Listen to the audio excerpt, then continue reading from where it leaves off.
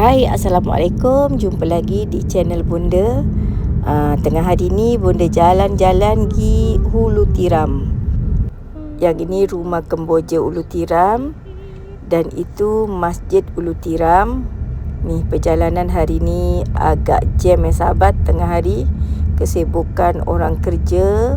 Biasalah kat Ulu Tiram ni lori-lori besar semua ada So kena berhati-hati, jalan memandu dengan selamat. Tak payah laju-laju, tak payah potong-potong. Biar kita memandu dengan selamat. Hari ni puasa yang ke-10 hari. Cuaca elok je, terang. Sebab dalam kereta so tak panas lah kan, sejuk. Okey, kita lanjut perjalanan.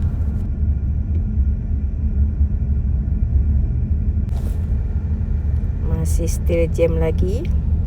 Dan ini sekolah menengah Ulu Tiram. Ni kita dah sampai di Pekan. Sebelum ke Sempang 4 ke Kota Tinggi Ulu Tiram. Mana lagi? Desa Cemerlang, JB. Ini dia. Kat sinilah kita terjebak jam dengan lori besar-besar macam ni. Lihatlah. Ni memang tempat kemuncak sahabat Pukul berapa ni? Pukul 12.46 minit. Kita ada di Bandar Ulu Tiram. Nak menghala ke Bandar Ulu Tiram. Dan itu jenjantas untuk orang lintas, budak-budak sekolah juga. Masih still jam sebab ni 4 lampu merah sahabat So lambat sikit. Di sini lambat sikit. Tu yang atas susul daripada Kota Tinggi ke Bandar Johor Bahru. Lihat tu, lori besar-besar semuanya. Ke kanan ke kiri, lintang pukang semua nak masuk. So kita kena berhati-hati. Ni bas pink bas pink ni bas percuma di Johor Bahru. Bas apa tu nama dia? Yalah, bas percuma lah. Kalau tahu bas pink tahulah tu. Free untuk rakyat Malaysia.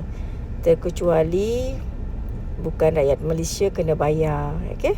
Atau nak kena dekat kalau tak silap saya. Dah lama tak naik bas. Tengoklah, jam lagi dan lagi.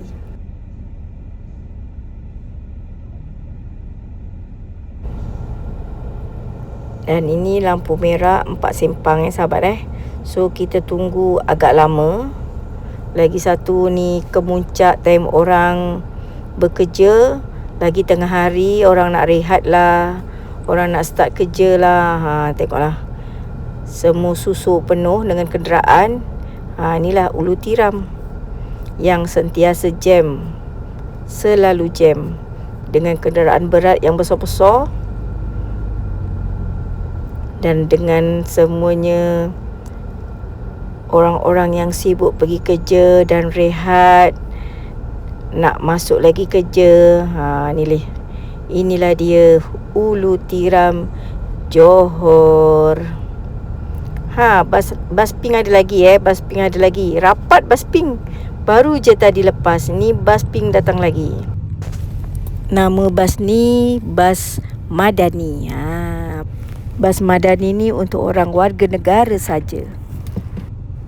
Warna bas dia pun cantik. Tapi untuk warga negara percuma kalau tak silap saya lah.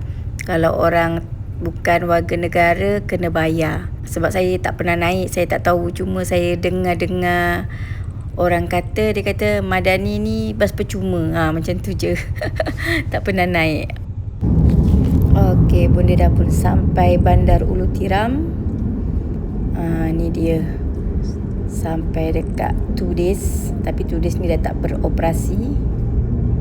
Okey sahabat, sampai di sini dulu konten Bunda untuk hari ini. Jalan-jalan di Ulu Tiram dan Bandar Ulu Tiram. Jumpa lagi di konten seterusnya. Bye.